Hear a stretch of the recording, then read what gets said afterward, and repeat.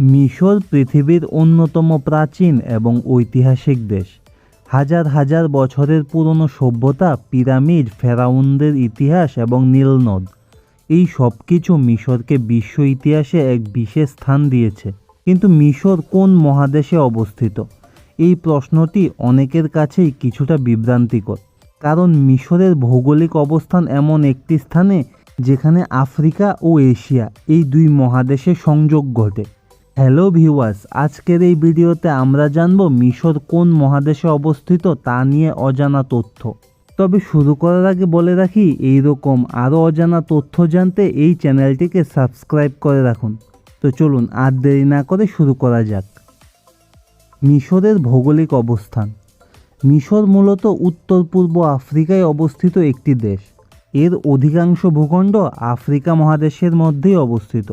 মিশরের পশ্চিম দিকে লিবিয়া, দক্ষিণে সুদান, উত্তরে ভূমধ্যসাগর এবং পূর্বে লোহিত সাগর অবস্থিত।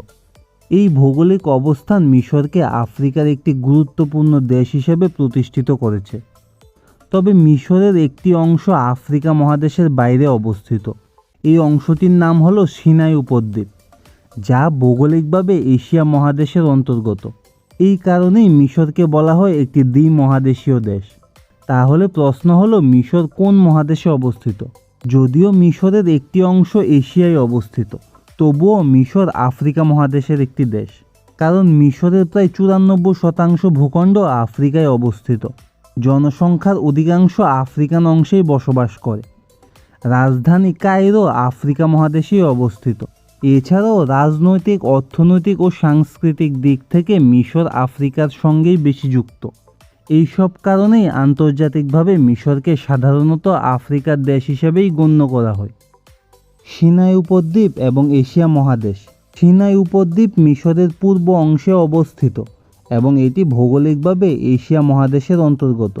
এই উপদ্বীপটি আফ্রিকা ও এশিয়ার মধ্যে একটি প্রাকৃতিক সেতু হিসেবে কাজ করে। উত্তরে ভূমধ্যসাগর, দক্ষিণে লোহিত সাগর, পশ্চিমে সুয়েজ খাল, পূর্বে ইসরায়েল ও গাজা উপত্যকা অবস্থিত।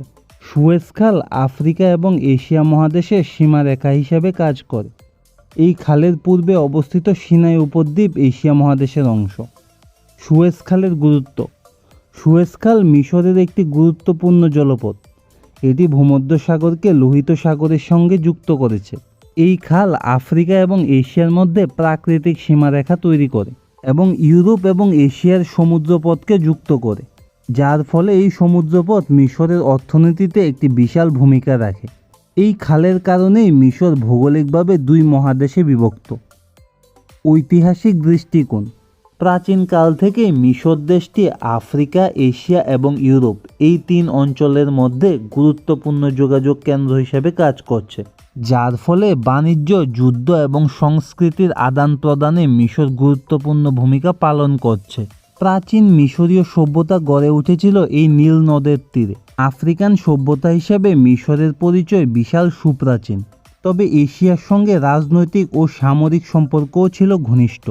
এই ঐতিহাসিক কারণে মিশরকে অনেক সময় দুই মহাদেশের সংযোগস্থল হিসাবে বর্ণনা করা হয়। রাজনৈতিক এবং সাংস্কৃতিক পরিচয়। রাজনৈতিকভাবে মিশর আফ্রিকান ইউনিয়নের সদস্য এবং আফ্রিকার একটি গুরুত্বপূর্ণ দেশ। এছাড়া সাংস্কৃতিকভাবে মিশরে আরব সংস্কৃতির প্রভাব অনেক বেশি এবং ইসলামিক ও মধ্যপ্রাচ্যীয় সংস্কৃতির সঙ্গে গভীর সম্পর্ক রয়েছে। এই কারণে অনেক সময় মানুষ মিশরকে মধ্যপ্রাচ্যের দেশ হিসেবে মনে করে, যদিও ভৌগোলিকভাবে মধ্যপ্রাচ্য কোনো মহাদেশ নয়, বরং এটি একটি সাংস্কৃতিক ও রাজনৈতিক অঞ্চল। মিশর দেশটিকে নিয়ে কিছু ভুল ধারণা। অনেকে মনে করেন মিশর কোনো এশিয়ার দেশ বা মিশর ইউরোপের কাছাকাছি হওয়ায় ইউরোপিয়ানদের সঙ্গে মিশরের কোনো সম্পর্ক রয়েছে, কিন্তু বাস্তবে মিশর একটি আফ্রিকার দেশ। কেবল মিশরের সিনাই উপদ্বীপ এশিয়ার অন্তর্গত। এছাড়া ইউরোপের সঙ্গে মিশরের কোনো স্থল সীমান্ত নেই। তো সব দিক বিবেচনা করলে বলা যায় মিশর প্রধানত আফ্রিকা মহাদেশে অবস্থিত, তবে এর পূর্ব অংশে সিনাই উপদ্বীপ এশিয়া মহাদেশের মধ্যে পড়ে। এই অনন্য ভৌগোলিক অবস্থানের কারণে মিশরকে একটি দ্বি-মহাদেশীয় দেশ বলা হয়। মিশরের এই অবস্থানকেই বিশ্ব রাজনীতি, বাণিজ্য এবং সভ্যতার ইতিহাসে বিশেষ গুরুত্ব দিয়েছে। আফ্রিকা ও এশিয়ার সংযোগস্থলে দাঁড়িয়ে থাকা মিশর সত্যিই একটি ব্যতিক্রমী এবং ঐতিহাসিক দেশ।